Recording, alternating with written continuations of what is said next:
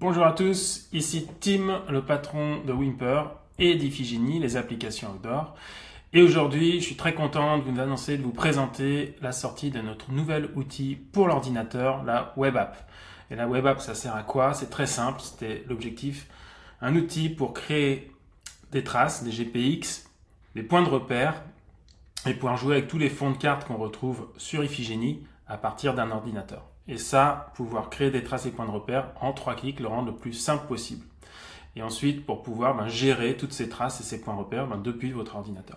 Donc je vais vous montrer en 2 minutes comment ça marche, c'est très simple.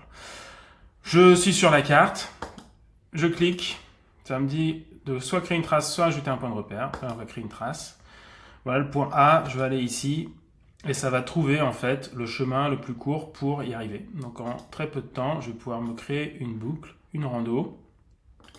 Et vous voyez en bas, le graphe évolue, ça indique en fait le dénivelé positif, négatif de ma trace GPX.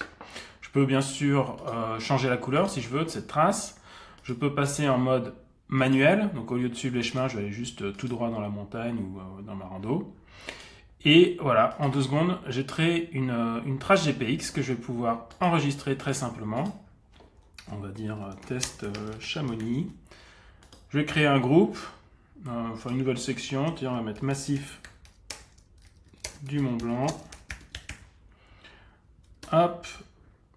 Ensuite, après cette section, je crée un nouveau groupe. En fait, il y a 2 niveaux pour dire rando test.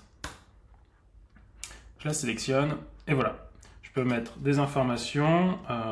Ceci est un test et je peux même mettre des tags pour après m'aider à les retrouver très facilement. Donc, disons, je vais mettre ça comme facile. Enregistrer. Et je vais pouvoir retrouver ma trace dans le menu à gauche. Voilà, pouvoir les visualiser, voir les différentes traces que j'ai créées. La même chose avec les points de repère, si j'en ai créé.